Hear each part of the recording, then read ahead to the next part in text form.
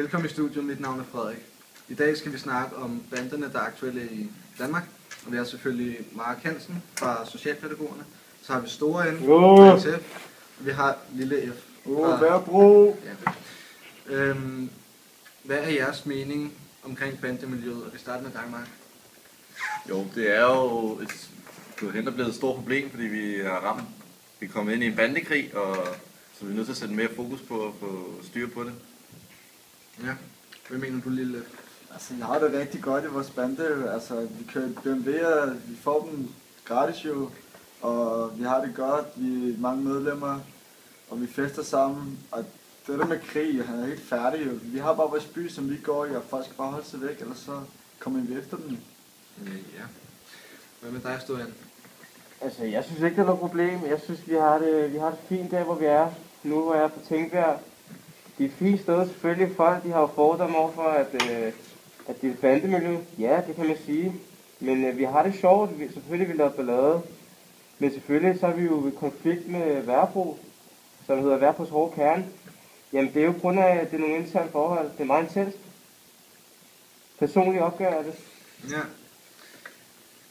Hvad laver I så som bandemedlemmer? Vi starter med dig, Lille F. Så sagt det også. Vi kører rundt i vores by, holder øje med, at der ikke kommer nogen andre ind. For eksempel løg til familier, dem vil vi helst ikke have, fordi det er dem vi er op imod. De har lige skudt en af vores nære medlemmer. Så selvfølgelig, der skal man hævn til, og bare for så holde den væk, og så måske smule den, du ved ikke. Så. Selvfølgelig. Hvad mener du, Stojan? Jamen, Hvad laver I, hedder det? Jamen, vi er på gaden, og vi er 50 drenge, som holder vagt, fordi jamen, vi er jo bange, altså vi er ikke bange for, men der kan risikere, at der kommer folk udefra, for eksempel Værbro, andre steder, andre bander, småbander, og vi er nødt til at holde vagt for at beskytte vores familie, vores brødre. Ja, det bliver man jo nødt til. Nå, Mark, hvordan vil du forebygge, at der er flere unge, som kommer ind i banderne? Ja, det er jo desværre de lidt svære i samfundet, som ender i de her problemer, så vi er nødt til at kunne tilbyde dem en bedre hjælp.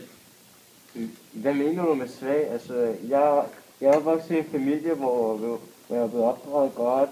Jeg har respekteret mine forældre. Men det er bare fordi, jeg blev mobbet i skoletiden. Og jeg tænkte på, jamen jeg vil have noget socialt, jeg vil gerne lave noget. Og så blev jeg tilbudt at være med i en bande, og det kunne jeg ikke sige nej til. Så nu har jeg jo fået bedre status, jeg har lidt mere magt, lidt mere omdømme. Fordi jeg ved med, at vi tjener meget med dig. Vi holder jo i vores BMW'er, og du er bare sådan en lille fnat, der bare kommer herhen og tror, du kan lave det hele, men du kan ikke redde verden jo. Sådan er det. Som du selv er inde på herovre, så det kan jo være den, der bliver mobbet, og som du også igen siger, at det kan være problemer i hjemmet eller noget. Hvis det fik du til nogen lærer, eller fik du nogen hjælp, der blev mobbet? Jeg bliver nødt til at stoppe dig her, Mark. Jeg siger tak til alle tre, og så følg med i sporten her om lidt.